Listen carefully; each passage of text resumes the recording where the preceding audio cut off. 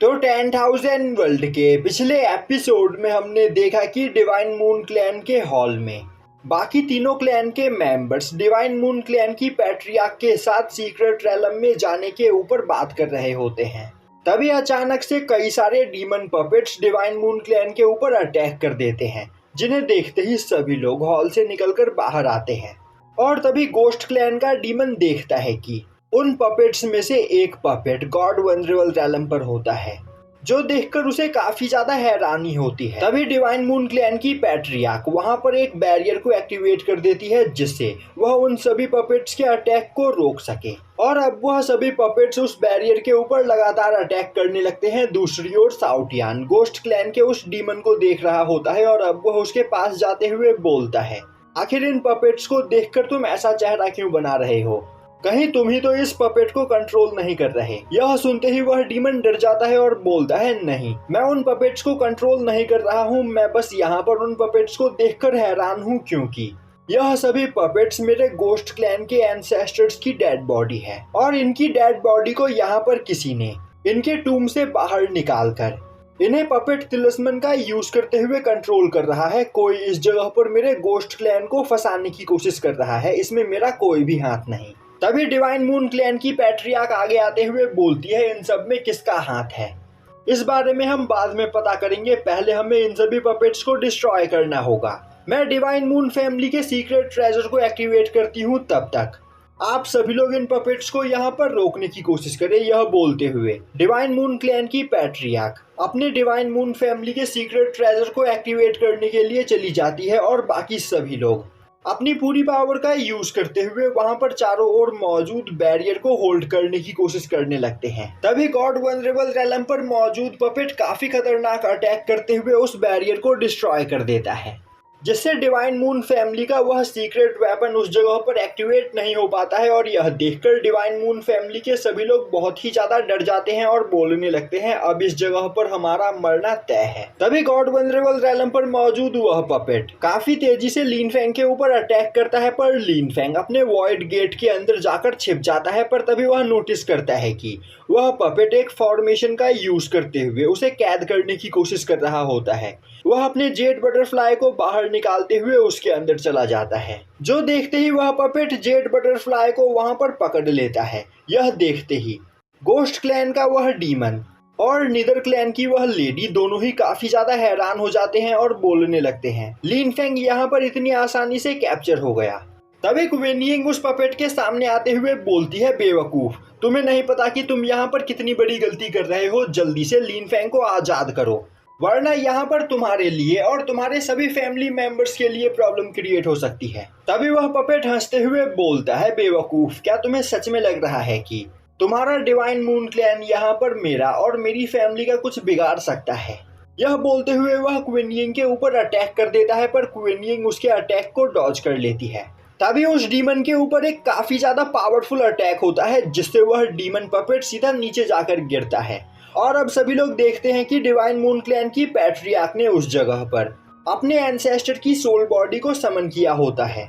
यह देखते ही आई God clan का वह पर्सन जाउटियान काफी ज्यादा हैरान होता है और सोचने लगता है, क्या यह पर्सन लीन फैंग डिवाइन मून फैमिली के लिए इतना ज्यादा इम्पोर्टेंट है, जो इसे प्रोटेक्ट करने के लिए डिवाइन मून फैमिली की पैट्रियार्क यहाँ पर अपने एंसेस्टर की सोल बॉडी को समन कर रही है। दूसरी ओर डिवाइन मून फैमिली की एंसेस्टर उस डीमन पपेट के हाथ से जेड बटरफ्लाई को ले लेती है। तभी जाउटियान एक गॉड लेवल वेपन का यूज करते हुए एंसेस्टर के ऊपर अटैक करके उसे वहां पर डिस्ट्रॉय कर देता है, जो देखते ही सभी लोगों के होश उड़ जाते हैं। तभी नीदर शैडो क्लैन की वह लेडी में गुस्से में चिल्लाते हुए बोलती है, जाउटियान, तो अब तक तुम यह कर रहे थे, मुझे स्टार्टिंग से ही तुम पर शक था, अभी भी टाइम है, जेड बटरफ्लाई के बारे में भूल जाओ। यह सुनते ही जाउटियान हंसते हुए बोलता है, तो तुम मुझसे यह जेड बटरफ्लाई छीनना चाहती हो? अगर तुम में हिम्मत है तो मुझे फाइट में हराकर मुझसे यह ले लो। यह सुनते ही गोस्ट क्लैन का वह डीमन गुस्से में चिल्लाते हुए बोलता है, जाउटियान, आखिर तुम्हारी हिम्मत कैसे हुई मेरे एंसेस्टर्स के ग्रेव को खोदकर उनकी डेड बॉडीज को बाहर निकालने की?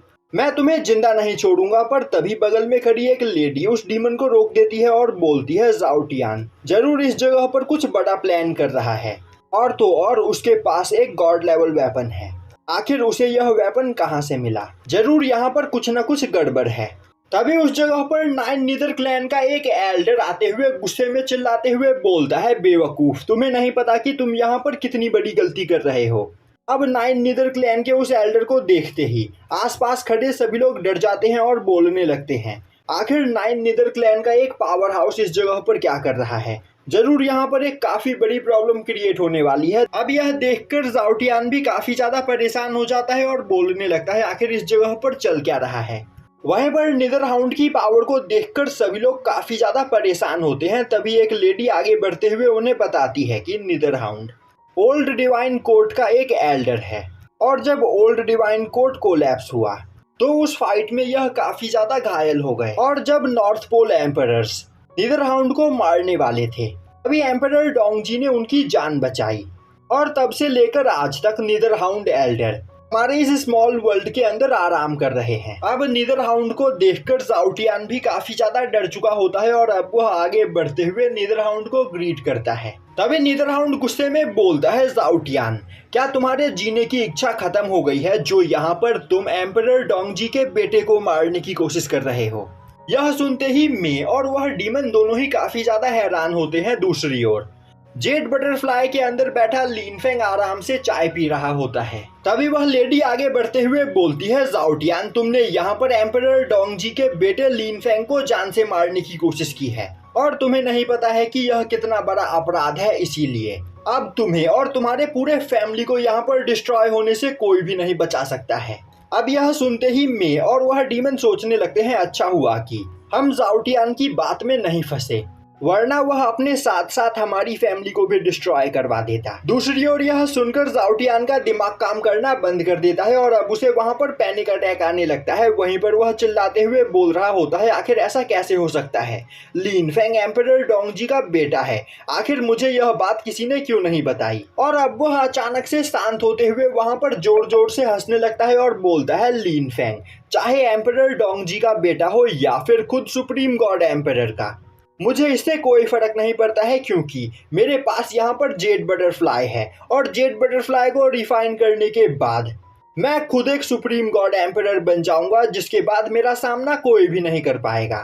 तभी नीदर हाउंड गुस्से में बोलता है, बेवकूफ ज़ाओ टियान, अभी भी तुम्हारे पास टाइम है, तुम अपनी फैमिली को बचा सकते हो, बस यहाँ पर तुम्हें अपनी कल्टीवेशन को डिस्ट्रॉय करना होगा, जिसके बाद मैं तुम्हारी फैमिली को यहाँ पर बख्श दूंगा। पर ज़ाओ टियान काफी तेजी से गॉड वनरेबल रैलम पर मौजूद उस पपेट को कंट्रोल करते हुए नीदर हाउंड के ऊपर अटैक कर देता है। यह देखते ही मे ज़ाओ टियान को रोकने के लिए आगे बढ़ती है पर वह टाइम रहते उस जगह पर नहीं पहुंच पाती है और अब उस अटैक से नीदर हाउंड एल्डर उस जगह पर घायल हो जाते हैं। साथ ही साथ मे भी काफी ज्यादा इंजर्ड हो जाती है। अब मे को घायल देखकर उस डीमन को काफी ज्यादा गुस्सा आता है और अब वह गुस्से में चिल्लाते हुए बोलता है, ज़ाओ टियान, तुम्हें लग रहा है कि तुम यहाँ पर सबसे ज्यादा बुद्धिमान और ताकतवर हो, इसीलिए तुम यहाँ पर पागलों की तरह हंस रहे हो। तुम्हें लग रहा है कि तुम्हें यहाँ पर कोई भी नहीं रोक सकता है और तो और तुम यह करने के लिए मेरे फैमिली के एंसेस्टर्स की डेड बॉडी का यूज कर रहे हो। मैं तुम्हें यहाँ पर अपनी फैमिली का नाम खराब नहीं करने दूंगा। यह बोलते हुए वह अपनी लाइफ एनर्जी को बर्न करते हुए ज़ाओ टियान के ऊपर एक काफी ज्यादा पावरफुल अटैक करता है, जो देखते ही ज़ाओ टियान परेशान हो जाता है और अब वह अपने पास मौजूद सभी पपेट्स को एक सील्ड की तरह वहां पर यूज करता है। दूसरी ओर यह देखकर नीदर हाउंड उस डीमन को रोकने की कोशिश करता है पर वह डीमन काफी तेजी से बिना रुके अपनी लाइफ एनर्जी को बर्न करते हुए उन सभी पपेट्स के ऊपर अटैक करता है, जिससे वहां पर एक बहुत बड़ा ब्लास्ट होता है और अब उस ब्लास्ट की वजह से उन सभी पपेट्स के ऊपर मौजूद तिलिस्मन डिस्ट्रॉय हो जाते हैं। वहीं पर वह डीमन भी काफी ज्यादा घायल हो जाता है, जो देखते ही लिनफेंग अपने वॉइड गेट का यूज करते हुए उसे भी जेड बटरफ्लाई के अंदर खींच लेता है। अब सभी तिलिस्मन के डिस्ट्रॉय होते ही धीरे धीरे गोस्ट क्लैन के सभी एंसेस्टर्स की बॉडी भी वहां पर डिस्ट्रॉय होने लगती है। दूसरी ओर वह डीमन जेड बटरफ्लाई के एक प्लेटफॉर्म पर आ पहुंचता है और अब वह एक मिरर के रास्ते यह सब कुछ होते हुए देख रहा होता है। तभी थंडर ड्रैगन उसके पास आते हुए बोलता है, तो तुम गोस्ट क्लैन के एक मेंबर हो, तुम्हारे क्लैन का नाम सच में काफी ज्यादा अजीब है, गोस्ट। यह देखकर मुझे सच में हंसी आ रही है। और अब थंडर ड्रैगन एक पपेट की ओर इशारा करते हुए बोलता है, मेरे ख्याल से शायद वह तुम्हारे अंकल है। जिनकी बॉडी डिस्ट्रॉय हो गई, और वह तुम्हारे ग्रैंडफादर और शायद से वह तुम्हारे फादर। एक एक करके तुम्हारे फैमिली के सभी एंसेस्टर्स की बॉडी डिस्ट्रॉय होती चली जा रही है। और अब यहाँ पर तुम्हारे सभी एंसेस्टर्स सच में गोश्त बन गए। अब तुम अपने फैमिली को गोश्त फैमिली कहकर बुला सकते हो। और अब यह सब देखकर वह डीमन खून की उल्टी करते हुए बेहोश हो जाता है। दूसरी ओर जाओटियान खुश होते हुए बोल रहा होता है, जेड बटरफ्लाई अब मेरे कब्जे में है, और अब यहाँ पर मुझे कोई भी नहीं रोक सकता है। जेड बटरफ्लाई को रिफाइन करने के बाद मेरी पावर काफ़ी ज़्यादा बढ़ जाएगी, और फिर मैं इस पूरे यूनिवर्स पर राज करूँगा। तभी आसमान में एक पोर्टल खुलता है, और अब उस पोर्टल के अंदर से एक लेडी बोलती है, एम्परर डोंगजी के बेटे को मारकर तुम सच में खुद को और अपनी पूरी फैमिली को डिस्ट्रॉय करना चाहते हो। और अब उस पोर्टल के अंदर से निकलकर एक लेडी बाहर आते हुए बोलती है, जाओटियान तुम्हारे जीने की इच्छा खत्म हो गई है, तो मैं तुम्हारी इस इच्छा को जरूर पूरा करूंगी। और यहीं पर यह एपिसोड खत्म हो जाता है।